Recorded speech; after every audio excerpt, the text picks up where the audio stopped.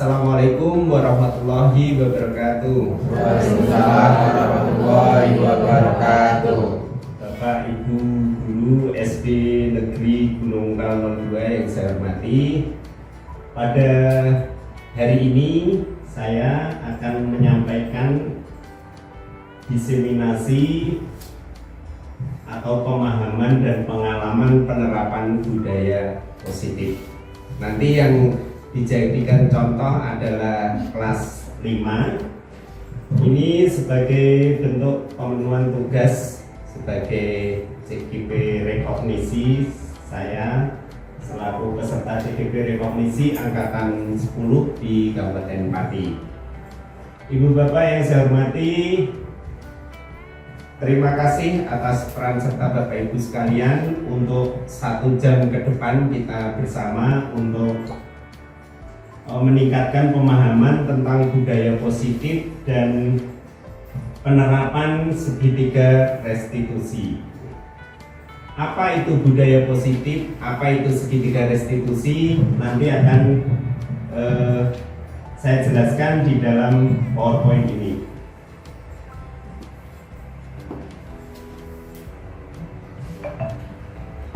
Nah, latar belakangnya adalah pentingnya disiplin positif dalam filosofi pembelajaran Ki Hajar Dewantara, atau yang banyak kita sering dengar adalah pembelajaran yang berpihak pada murid. Nah, di sini Bapak Ibu, ketika terjadi kenakalan, pelanggaran yang dilakukan oleh anak atau siswa, murid, itu ada penanganan atau ada cara khusus yang dinamakan restitusi. Nah, restitusi itu apa? Setahu Bapak Ibu, restitusi itu apa? Yang sering kita dengar itu kan ada restitusi pajak, restitusi apalagi. Kalau dalam pembelajaran ini adalah restitusi bagi anak atau mengembalikan ke permasalahan semula atau mengembalikan ke kondisi semula, misalnya kondisinya ideal. Nah, di dalam restitusi ini atau di segitiga restitusi itu identik dengan penyelesaian sebuah permasalahan dalam hal menangani anak. Nah, konsep utama di dalam budaya positif itu adalah satu, itu perubahan paradigma. Ada disiplin positif, ada kebutuhan dasar manusia, ada motivasi perilaku manusia, posisi kontrol, keyakinan kelas, dan segitiga restitusi. Tentunya Bapak Ibu sudah sering mengadakan atau mengajak siswa untuk membuat kesepakatan kelas. Kesepakatan kelas itu identik dengan hal-hal yang disepakati bersama untuk dipatuhi bersama di kelas tersebut. Tidak identik dengan peraturan seperti dulu yang semua berasal dari guru, tapi sekarang itu disepakati oleh siswa atau murid. Di sini ada beberapa pertanyaan pemantik Bapak Ibu. Apakah Bapak Ibu setuju atau tidak? Itu hukuman itu akan mendisiplinkan anak. Setuju atau tidak? Setuju. Coba nanti kita lebih cocok yang mana antara memberi hukuman sama melakukan restitusi. Pemberian hukuman dengan hal positif seperti membersihkan halaman sekolah dapat meningkatkan disiplin. Setuju atau tidak? Nah, nanti kita lihat. Memberi penghargaan atau hadiah itu dapat meningkatkan motivasi belajar anak. Setuju?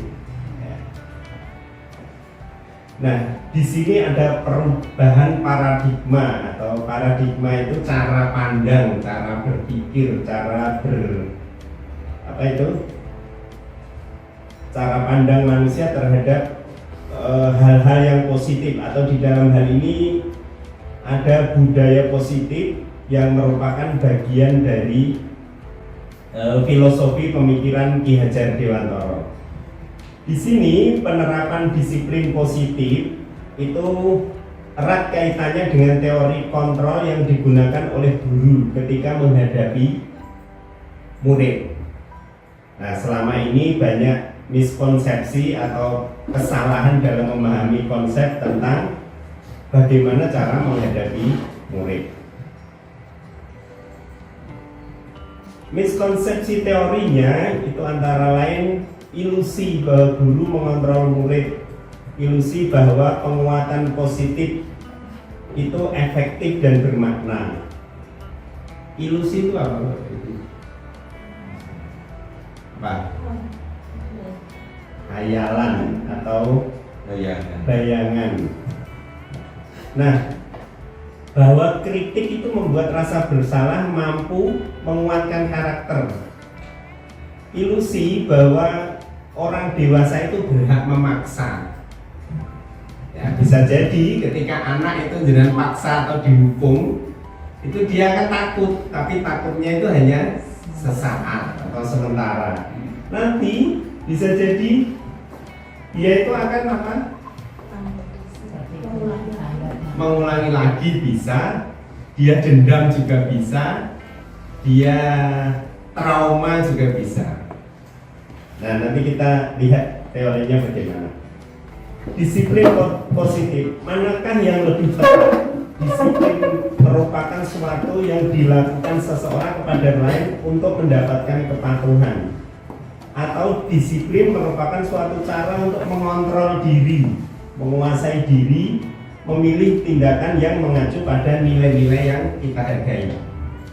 Lebih tepat yang atas atau yang bawah?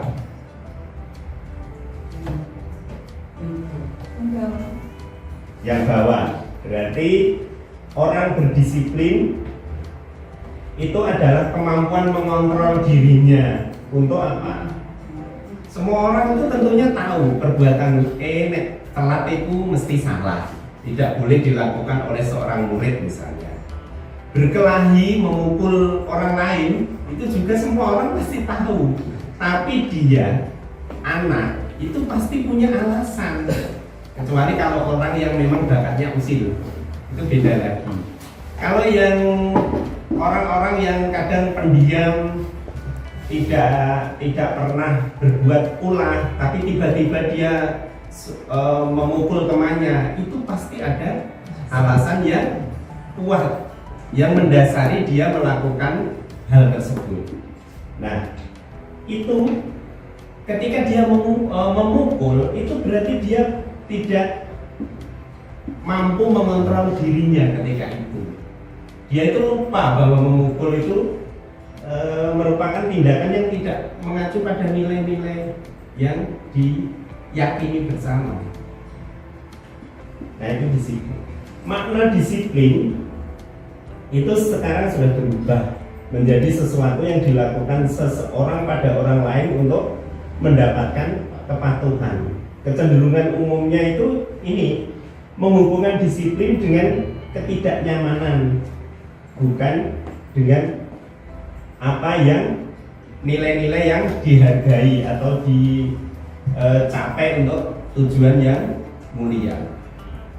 Nah, apakah anak-anak selama ini itu bertindak disiplin itu karena kepatuhan, karena takut akan hukuman, atau dia memang sudah sadar mengetahui bahwa hal itu tidak sesuai dengan nilai-nilai yang diyakini bersama?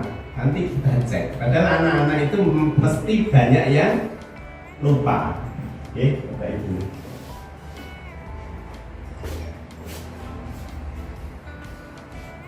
Sebagai pendidik atau sebagai guru, kita itu punya tujuan untuk menciptakan anak-anak yang memiliki disiplin atau berperilaku dengan mengacu pada nilai kebajikan universal.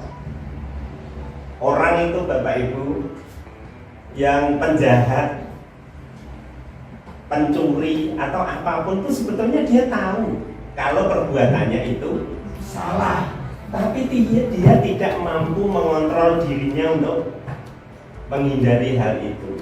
Mungkin ada beberapa alasan. Mungkin karena terdesak kebutuhan, ya betul. Ada juga yang karena memang dia profesi, dia itu penghasilannya ya memang dari proses mencuri itu tadi. Tapi kalau ditanya pencuri, penjahat, anaknya apakah ingin dicetak jadi pencuri? Saya kira sebagian besar akan menjawab tidak. Nah, itulah nilai-nilai atau kebajikan universal yang mungkin penjahat pun akan sepakat ketika bahwa hal tersebut itu salah.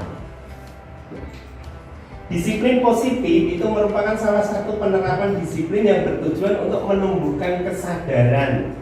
Yang dicari itu menumbuhkan kesadaran anak itu loh, untuk selalu berperilaku yang positif.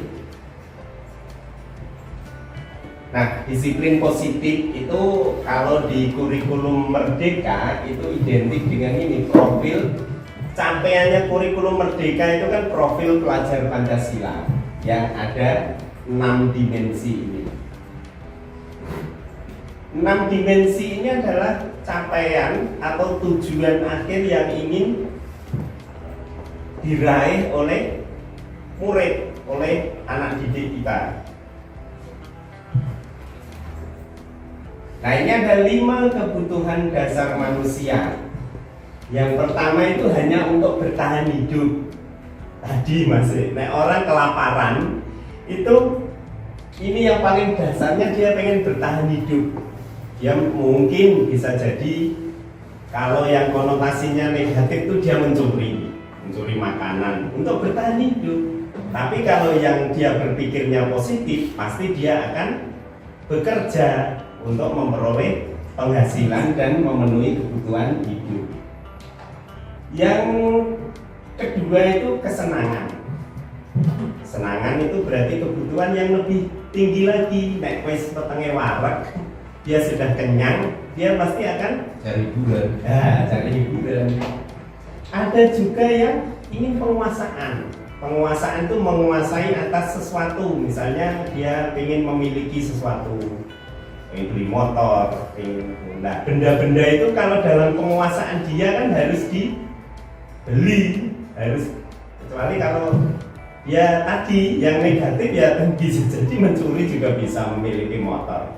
Tapi di nilai-nilai kebajikan itu pasti dia akan urutannya, dia ingin memiliki, kemudian dia bekerja, memperoleh uang, kemudian membeli, akhirnya akan menguasai sebuah benda yang dibeli tadi.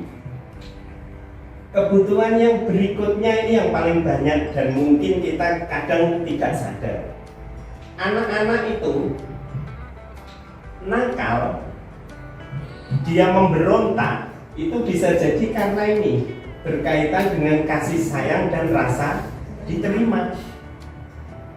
Anak-anak itu kadang-kadang ada yang pengen keberadaan dia, perilaku dia, eksistensi dia itu diakui oleh orang lain, termasuk oleh gurunya. Misalnya gini, di rumah tidak ada ibunya, tidak ada orang tuanya. Mungkin ada kasih sayang, tapi kasih sayang neneknya itu beda dengan kasih sayang kedua orang tuanya. Nah itu kasih sayang ini juga banyak yang diinginkan anak. Anak-anak yang dalam tanda kutip nakal itu sering melanggar, bisa jadi dia hanya cari perhatian. Bisa jadi karena dia kurang kasih sayang, dia pengen diperhatikan. Jadi makanya dia cari perhatian. Tapi kalau kita tidak menyadari itu, mungkin kita bisa salah dalam bersikap sebagai guru. Ada juga kebutuhan dasar manusia itu ingin kebebasan. Kebebasan itu ada bermacam-macam. Kebebasan fisik misalnya, oleh sakarpe dewi itu boleh. Tapi yang tingkatan tertinggi itu tentunya adalah kebebasan finansial. Wong sing duit akeh, punya uang banyak, itu dia mempunyai kebebasan finansial. Dia ingin apapun pasti bisa beli, bisa tercapai. Pengen rumah bagus bisa beli, pengen mobil bagus bisa beli, ketika dia punya kebebasan finansial. Itu tingkatan yang paling tinggi. Nah, ini ada sebuah teori dari pakar yang namanya Glaser, itu mengungkapkan bahwa kapasitas untuk berubah ada di dalam diri kita. Jika kita dapat mengidentifikasi kebutuhan apa yang mendorong perilaku kita, maka perubahan positif itu dapat dimulai dengan mencari solusi untuk memenuhi kebutuhan tertentu. Tapi tadi dengan cara yang positif. Tidak kok terus pengen sesuatu terus mencuri. Nah, ini motivasi perilaku manusia. Tidak hanya murid, Bapak Ibu guru juga nanti bisa melihat ini, ya. Motivasi atau dorongan yang timbul pada diri manusia itu dilatar belakangi oleh beberapa aspek. Salah satunya menghindari ketidaknyamanan atau hukuman, ya kan? Bapak Ibu guru datang pagi-pagi terus absen lihat HP, itu masih yang nomor 1, ataukah nomor 2, ataukah yang nomor 3? Itu pasti tidak hanya murid, guru juga, termasuk saya sendiri juga bisa jadi motivasinya baru yang nomor 1, ya, kuliner bisa jadi nomor 1, menghindari hukuman, menghindari sanksi dari atasan, menghindari sanksi dari pemerintah karena absen kita digital. Mungkin takutnya nanti kalau dinilai oleh BKPP bahwa kita datang terlambat. Nah, itu motivasinya baru tingkatan nomor 1. Yang kedua, mendapatkan imbalan atau mendapatkan penilaian dari orang lain. Misalnya kita datang tepat waktu. Nah, itu supaya nanti apa? Dapat penghargaan dari pemerintah. Bisa jadi dapat penghargaan dari orang lain. Bisa jadi dapat penghargaan dari wali siswa. Misalnya Bu Narti itu loh, rajin ini. Nah, itu untuk mendapatkan penghargaan tidak hanya dari pemerintah, tidak hanya dari atasan, tapi bisa jadi dari orang lain, dari lingkungan sekolah, itu bisa jadi dari orang tua murid juga bisa. Tapi tingkatan yang paling tinggi itu ada penghargaan, ada hukuman, ada apapun, itu tidak terpengaruh karena dia hanya meyakini ini loh, bahwa nilai-nilai kebajikan diri sendiri itu dimulai dari sadar dirinya sendiri. Aku diawasi, ada penghargaan dari pemerintah atau tidak, tetap bertindak disiplin. Nah, itu tingkatan motivasi perilaku manusia. Nah, di sini ada beberapa teori. Kebetulan yang dirujuk ini. Tapi motivasi tertinggi manusia itu pada tingkatan apa, Bapak Ibu? Jenengan itu loh, urip bendino nyambut gawe, bekerja kesana kemari, sembarang dilakoni. Misalnya masih ya bekerja, punya pekerjaan side job di tempat-tempat lain, itu motivasinya apa? Untuk memenuhi kebutuhan, Pak. Nah kalau hanya kebutuhan tadi lah tingkatan simpel misal Mas lagi masih bawah. Kebutuhan kan banyak, Pak. Iya. Kebutuhan ingin memiliki sesuatu. Ya, itu tadi salah satunya, Pak. Tingkatan capaian tertinggi manusia itu namanya aktualisasi diri. Aktualisasi diri itu keberadaan jenengan itu dipandang tinggi oleh orang lain. Kalau Bu Erna, duitnya wapi, mobilnya wapi, omahe wapi, keluarganya bahagia, terus anak-anaknya pinter-pinter. Nah, itu biasanya hal-hal seperti itu adalah capaian tertinggi yang ada di masyarakat. Nah, nilai-nilai itu kan yang memandang siapa? Orang lain. Tidak bisa diri kita sendiri terus ngerti-ngerti, aku loh wong paling hebat, wong paling sempurna. Nah, kan tidak bisa. Yang bisa menilai bentuk aktualisasi diri kita itu, eksistensi kita itu diakui oleh orang lain. Murid juga sama. Aktualisasi diri tertinggi murid itu apa? Ketika apa? Mendapatkan nilai tinggi. Nah, betul. Mendapatkan nilai tinggi. Ketika dia lomba dapat juara. Itu eksistensinya dia sebagai murid itu akan diakui oleh orang lain di kelompok itu. Di kelompok itu bisa jadi kalau dia juara nasional ya diakui se-Indonesia. Misalnya kalau dia juara kabupaten ya diakui se-kabupaten bahwa dia itu memang benar-benar pintar, betul-betul juara. Oke. Nah, konsep disiplin dengan identifikasi yang gagal dulu yang dilihat.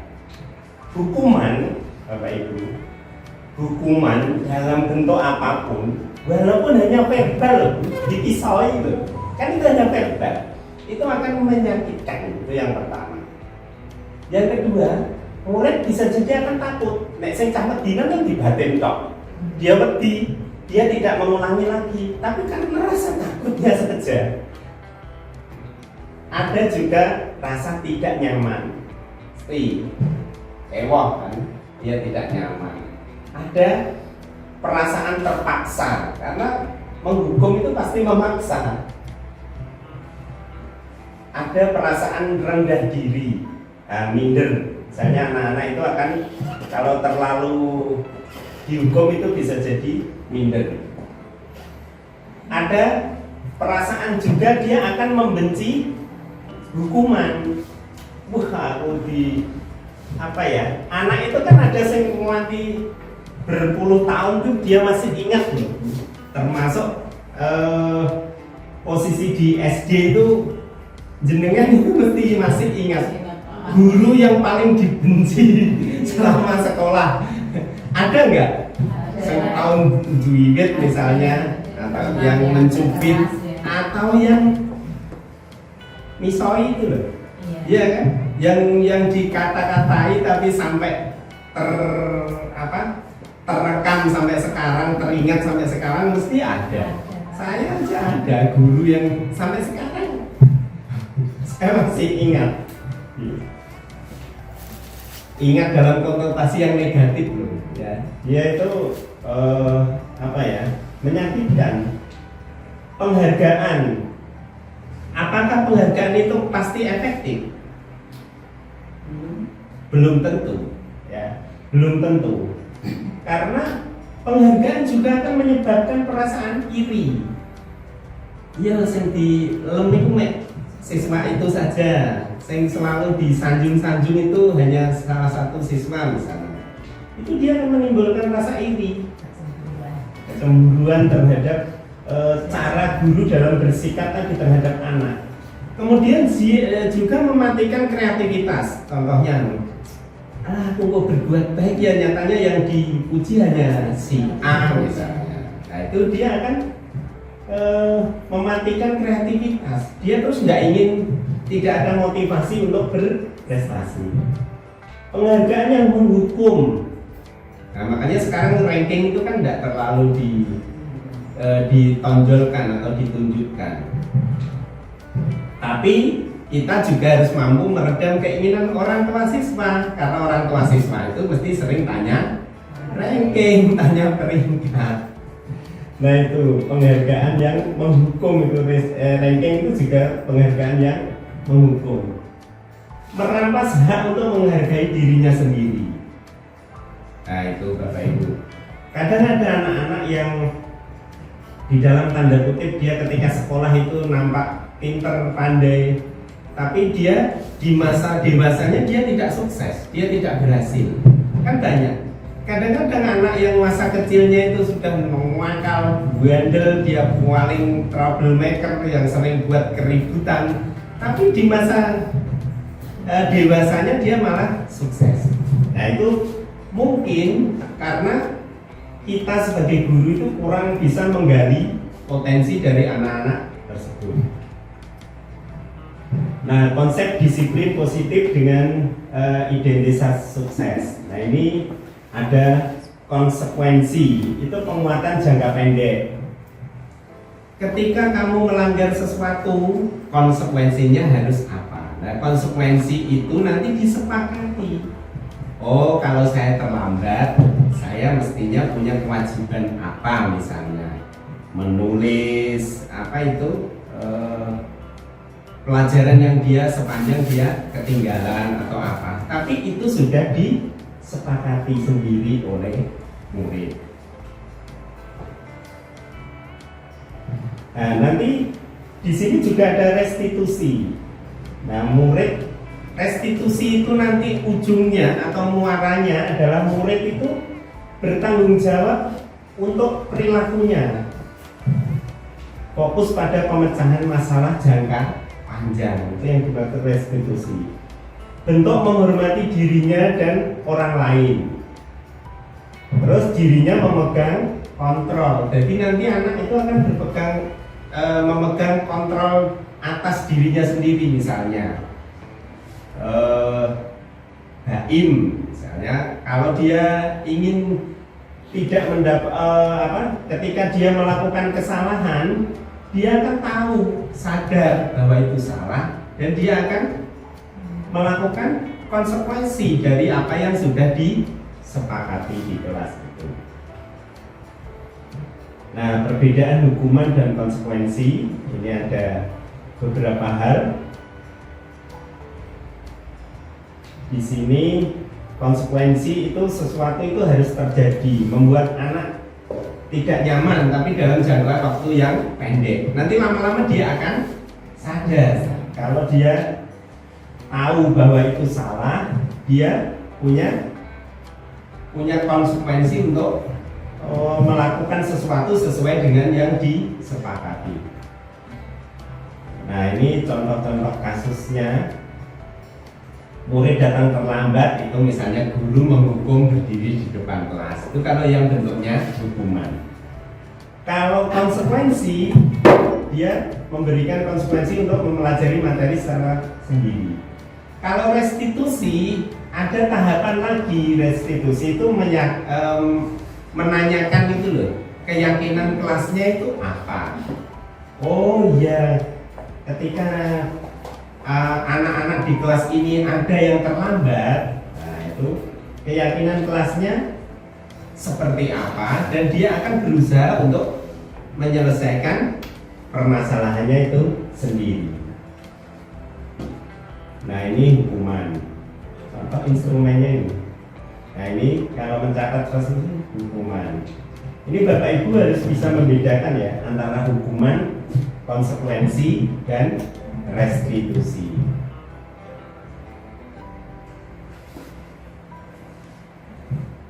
Nah, restitusi itu apa? Restitusi adalah sebuah proses menciptakan kondisi bagi murid untuk memperbaiki kesalahan mereka, sehingga mereka itu bisa kembali pada kelompok mereka dengan karakter yang lebih kuat.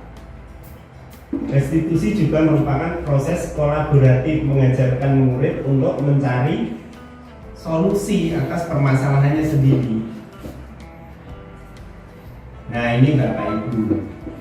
Bapak Ibu guru itu bisa memposisikan diri dalam 5 posisi kontrol ini. Tinggal jenengan pilih yang mana.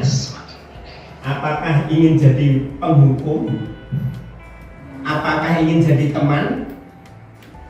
Apakah ingin jadi pembuat rasa bersalah?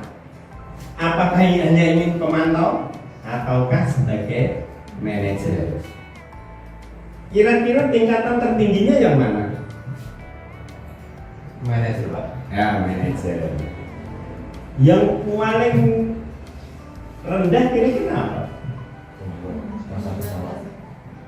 Pembuat rasa bersalah. Pembuat rasa bersalah contohnya gimana?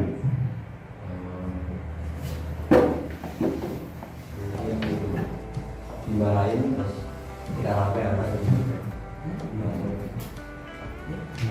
Anak merasa bersalah itu hubungannya dengan apa?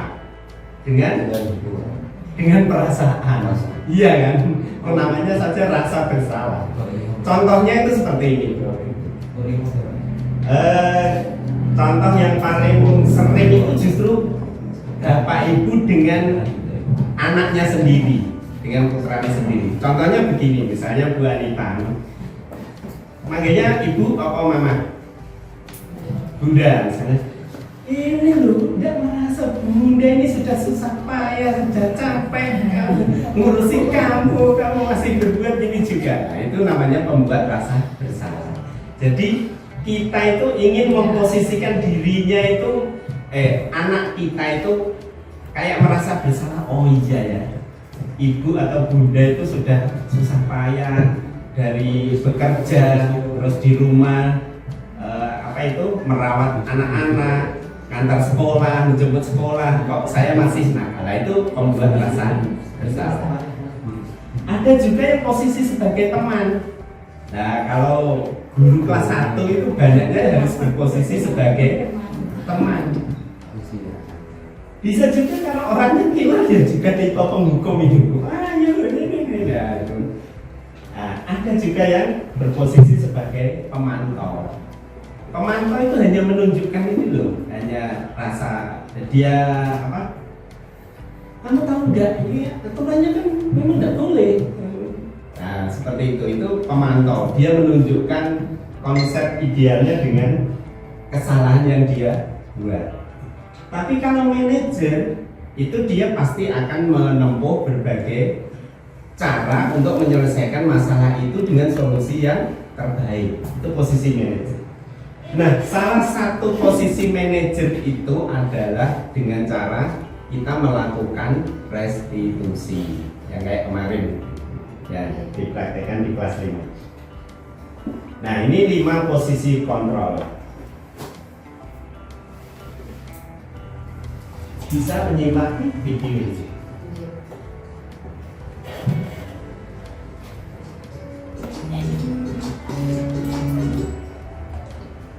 Salam bahagia Ibu dan Bapak Guru hebat. Dalam penerapan disiplin positif restitusi, salah satu program yang dikembangkan adalah 5 posisi kontrol. 5 posisi kontrol dalam restitusi adalah proses perjalanan seorang pembeli agar dapat mengenali dirinya.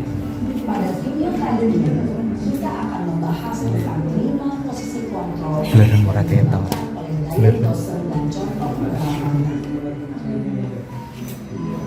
5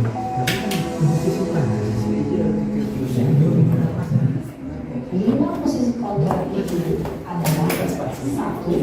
Posisi pembuat, 2. Posisi pembuat dasar besar, 3. Posisi teman, 4. Posisi pemantau atau monitor, dan 5. Posisi manajer.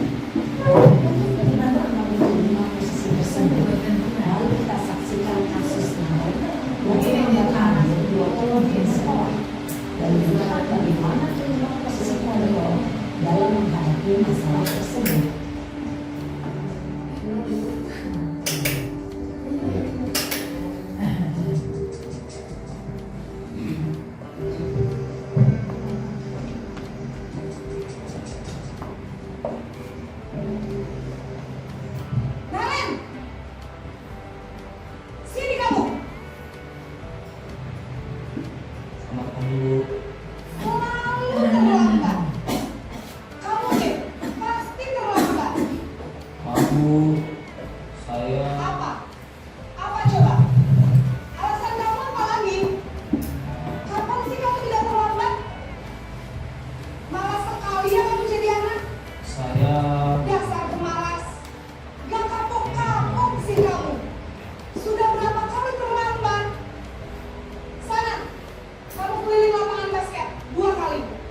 Kenapa saya harus pilih lapangan basket, Bu? Kenapa? Kamu melawan ibu? Berani-beraninya jawab. Sudah terlambat, masih berani jawab pula. Sekarang, keliling lapangan basket 5 kali sekalian. Biar kapok. Cepat. Pergi sana ke lapangan basket. Posisi penghukum biasanya berbicara dengan nada tinggi, menghardik, menunjuk-nunjuk, menyakiti, dan menyindir. Hukuman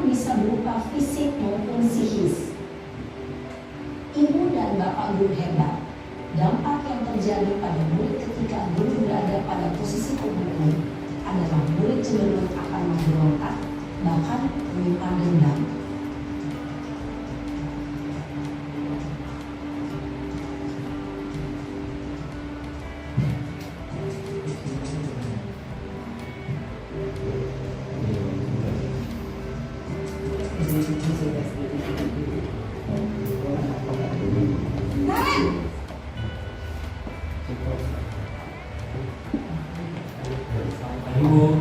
Naren, kamu kenapa terlambat lagi, nak? Ya Tuhan, Naren, kamu senang ya bikin ibu susah ya? Kalau kamu terlambat Ya, lagi, itu yang posisi membuat ibu yang bersalah, terlambat merasa lagi, bersalah. Nak. Disangka ibu tidak bisa membina kamu. Duh, gimana ini? Maaf Bu. Duh, Gusti Naren, kamu suka ya kalau ibu ditegur bapak kepala sekolah? Terus, sekarang ibu harus tulis apa ini di buku absen? Ini kamu sudah sering terlambat loh. Ibu harus apa coba? Maaf Bu. Maaf sekali. Ya sudah, lain kali jangan bikin ibu susah lagi ya nak ya. Ibu tidak akan kuat lagi kalau kamu begini terus. Bisa jantungan kalau ibu ditegur bapak kepala sekolah. Sana cepat, kelas. Maaf ya Bu.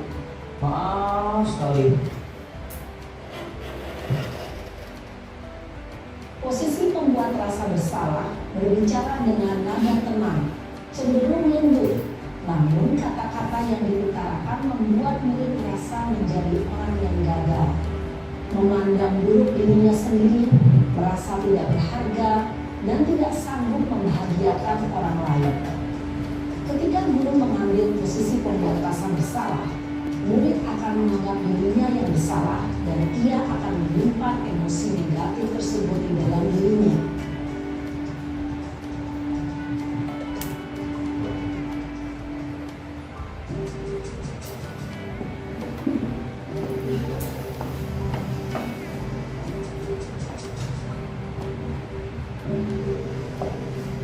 Naren,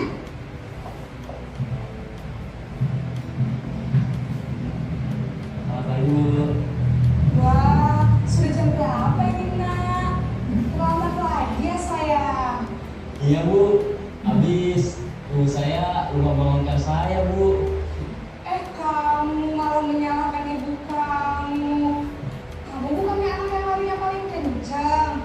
Kok terlambat sih? Iya Bu. Saya memang terlambat bangun tadi. Jadi biarpun saya lari kencang, tetap gak kekejar Bu. Ya sudah sana. Nanti lain kali larinya lebih kencang lagi ya. Biar gak terlambat lagi. Bikin seneng ibu. Demi ibu. Bisa kan? Bisa Bu. Ya sudah sana masuk kelas. Ibu beresin urusan absen kamu. Kamu ini ada-ada saja. Dalam posisi teman, guru berbicara dengan nada suara ramah, akrab, cenderung bersenda gurau untuk menjaga suasana tetap santai. Murid akan merasa senang, aman, dan akrab dengan guru. Identitas yang tercipta adalah identitas sukses atau berhasil. Namun, perlu diingat, karena ini masih dorongan eksternal, maka ada faktor ketergantungan dari murid kepada orang tertentu. Di sini guru absennya, sehingga di lain waktu murid bisa berperilaku baik, namun hanya kepada orang-orang tertentu saja.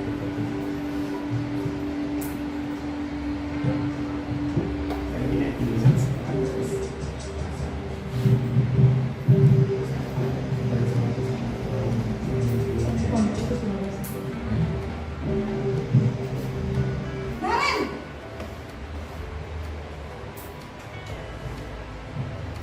Sampai Ibu. Naren, apa peraturan sekolah kita tentang jam berapa kita harus masuk sekolah, nak? Kita harus di sekolah jam 7 Bu. Iya betul, sekarang sudah jam 7.20. Naren sudah tahu konsekuensinya jika terlambat hadir. Paham Bu. Saya harus tinggal kelas pas jam istirahat selama 20 menit. Ya benar, konsekuensinya demikian. Jadi nanti jam 9.30 pas istirahat, kamu harus tinggal di kelas, kerjakan tugas tambahan untuk ketertinggalan kamu, ya. Baik Bu. Posisi pemantau mengandalkan penghitungan atau data untuk mengontrol murid. Guru mengarahkan murid berdasarkan peraturan dan konsekuensi. Seorang pemantau menunjukkan bahasa tubuh dan ekspresi wajah yang datar dan cenderung formal.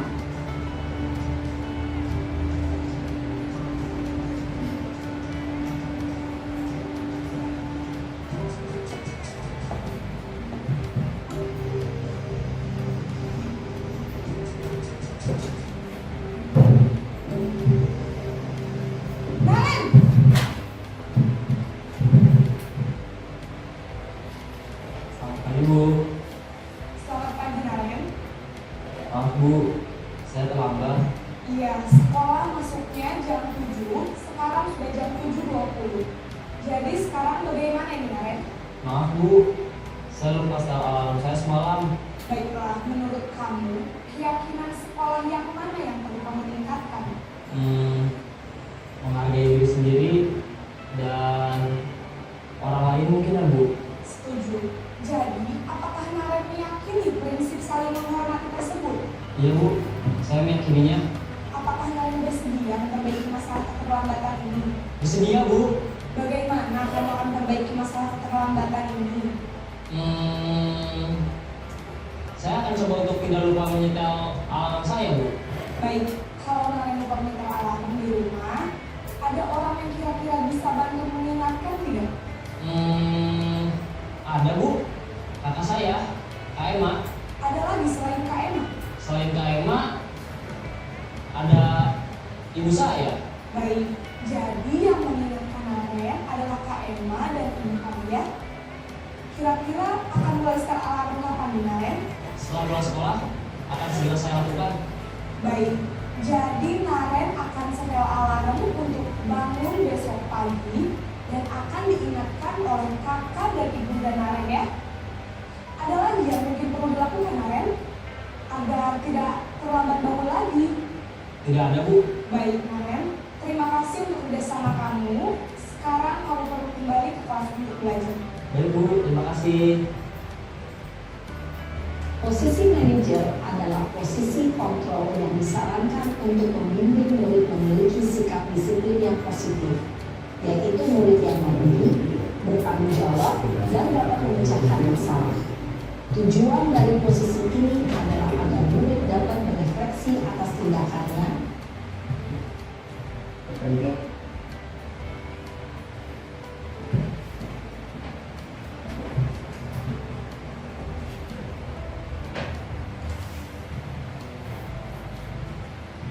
yang bermakna, sehingga membuat murid dapat belajar dari kesalahannya dan mencari sebuah solusi untuk menyelesaikannya.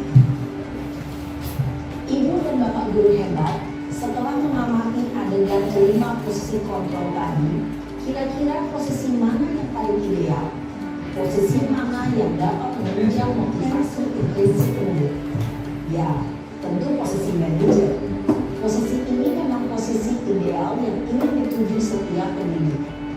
Pada posisi inilah, guru dapat menerapkan disiplin positif yang berpihak pada murid, yang memerdekakan murid. Perjalanan seorang pendidik tentunya tidak mudah untuk sampai pada posisi seorang manajer.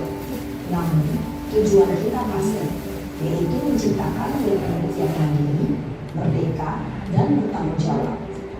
Semoga penggambaran 5 posisi kontrol yang telah diperlihatkan ini dapat menjadi ajang refleksi bagi kita semua, agar dapat terus mengasah dan menerapkan disiplin positif yang memerdekakan murid. Mari terus berlatih dan bersemangat. Selamat menerapkan. Salam dan bahagia, Ibu dan Bapak guru hebat.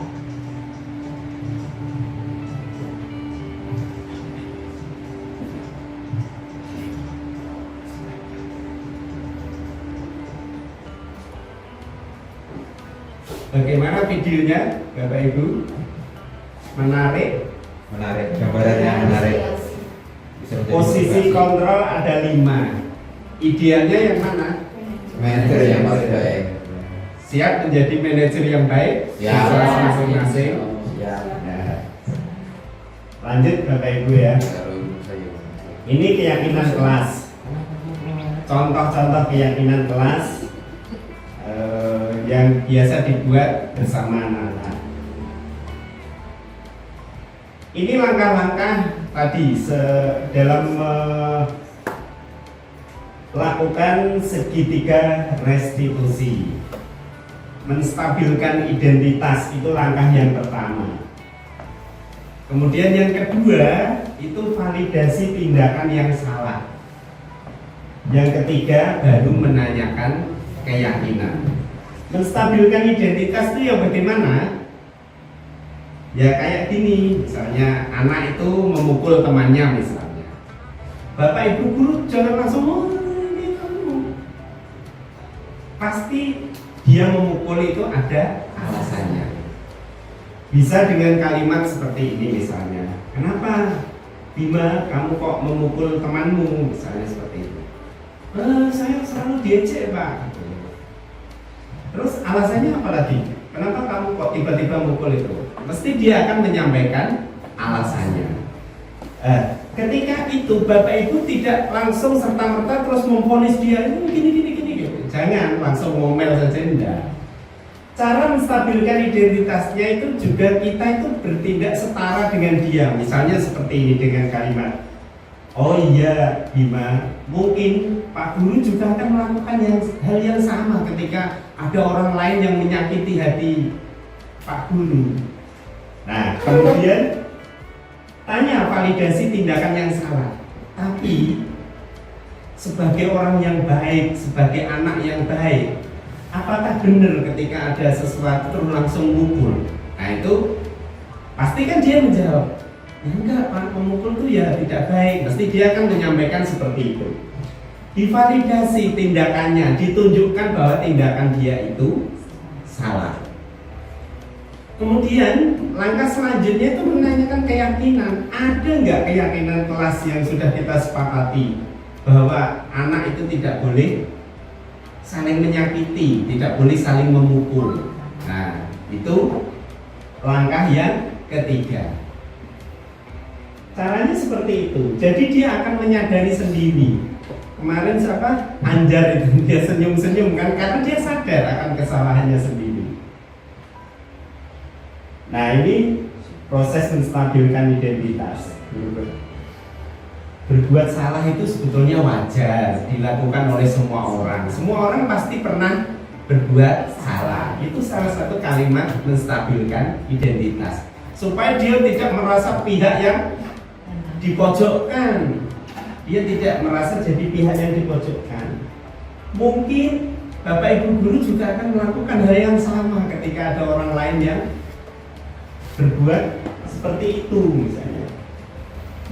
Tapi di sini Bapak Ibu guru tidak akan mencari siapa yang salah, siapa yang benar, tapi hanya akan mencari solusi dari permasalahan yang ada. Itu salah satu beberapa kalimat yang bisa disampaikan ke anak ketika kita menstabilkan identitas. Validasi kebutuhan misalnya. Nah, kamu bisa saja melakukan hal-hal yang buruk, tapi apakah hal itu bermanfaat untuk kamu? Apakah itu menguntungkan untuk masa depan kamu? Apakah itu akan membantu kamu untuk naik kelas? Dia pasti akan menjawab, ya enggak Bu. Misalnya anak tidak masuk itu, apakah itu akan membuat nilaimu jadi baik? Apakah membuat kamu jadi paham pelajaran misalnya? Nah, itu menstabilkan atau memvalidasi kebutuhan mereka sebagai murid. Nah, keyakinan baru kita tanyakan keyakinan apa yang sudah disepakati. Materinya sudah. Ini ada contoh yang dari sekolah kita sendiri.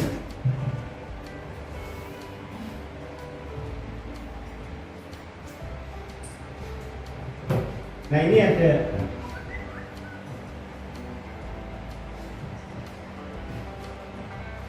contoh yang dari murid.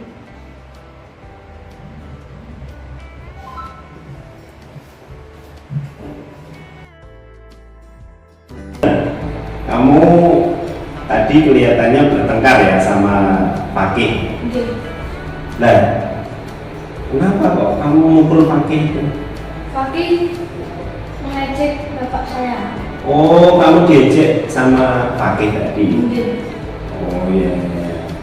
Ya gini ya, Bim, Pak Guru itu tahu karena dulu siapapun kalau diejek itu pasti merasa jengkel.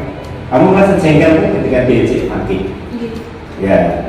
Nah, ketika kamu memukul itu mestinya kamu sadar nggak kalau itu menyakiti orang lain, menyakiti Pakih?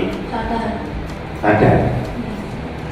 Ya, ketika kamu sadar, terus ada nggak keyakinan kelas atau kesepakatan di kelas bahwa anak-anak di kelas 5 itu tidak boleh saling memukul? Ada. Ada? Sadar kan? Sadar. Oh iya iya. Kalau sadar, kira-kira kamu mau melakukan apa? Atau ada tindakan, misalnya apa gitu? Menurut kamu apa yang perlu dilakukan ketika sudah menyadari bahwa saling memukul, saling mengejek itu tidak diperbolehkan? Meminta maaf. Oh, kamu mau minta maaf sama Papi? Ya. Oke, sini. Ini Bima mau minta maaf. Duduk. Nah, Papi. Ayo, minta maaf. Minta maaf. Ya. Berarti kamu sudah sadar ya bahwa saling menyakiti itu tidak boleh. Dengan teman itu harus bekerja sama, bermainnya bersama, hidup rukun, tidak saling menyakiti, tidak saling mengejek.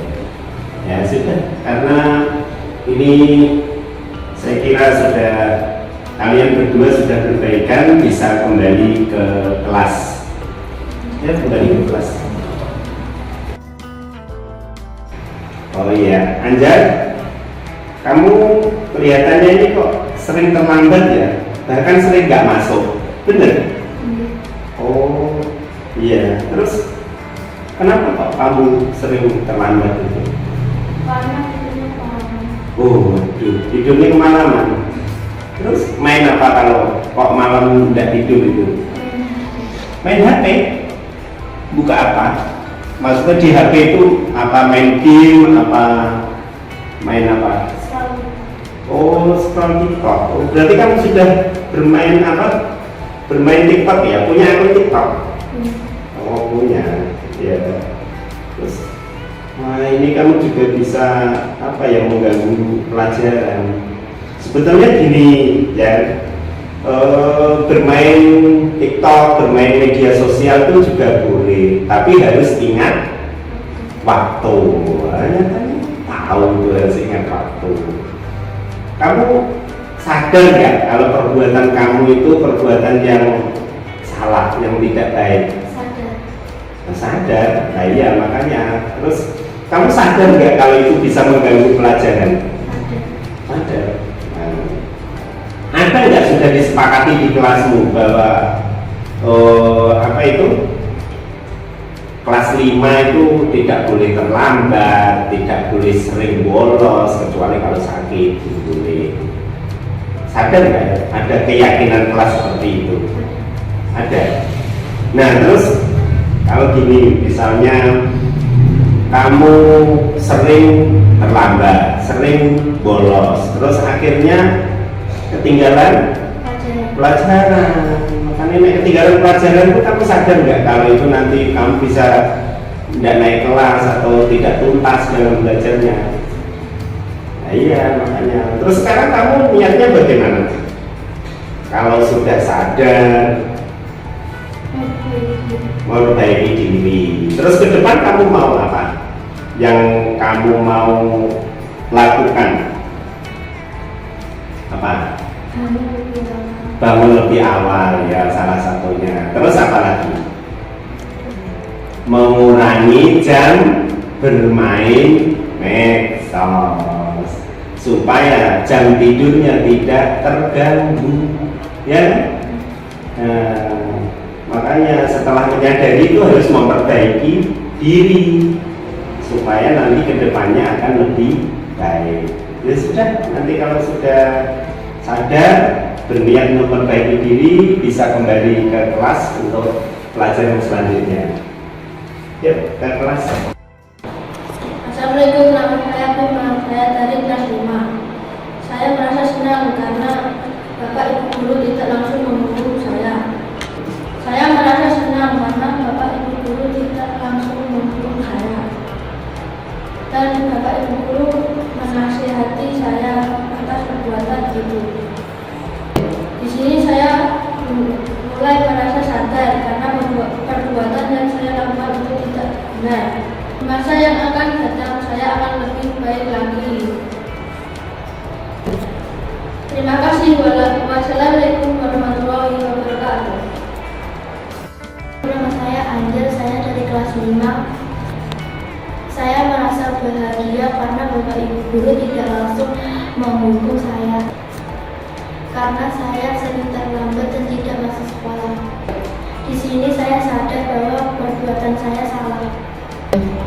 Saya berjanji saya tidak akan bermain TikTok terlalu malam. Saya berjanji tidak akan terlambat lagi. Wassalamualaikum warahmatullahi wabarakatuh. Ya Bapak Ibu, itu contoh yang dari murid kita sendiri ya. Ketika menghadapi sebuah kesalahan anak atau permasalahan yang dihadapi anak, itu kita bisa melakukan segitiga restitusi. Langkahnya itu seperti itu, seperti tadi yang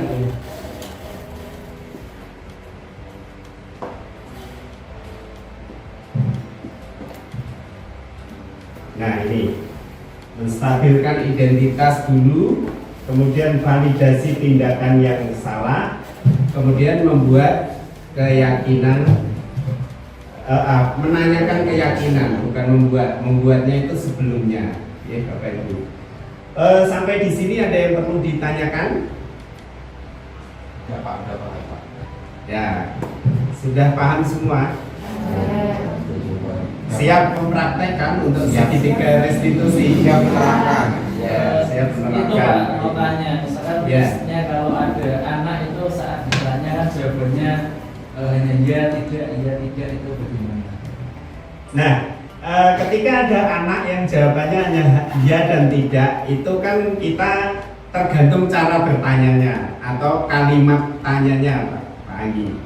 Jadi anak itu ketika kita pertanyaan pemantiknya itu memancing sebuah alasan atau tindakan atau tindak lanjut ataukah hal-hal yang butuh dilakukan anak, pasti dia jawabannya akan panjang. Suatu contoh misalnya, ketika kamu melakukan hal seperti itu, hal-hal apa yang bisa memperbaiki tindakanmu yang salah tadi? Kan mestinya tidak akan dijawab dengan ya dan tidak, tapi akan berupa sebuah penjelasan atau sebuah tindakan. Ada beberapa tindakan yang bisa dilakukan. Oke.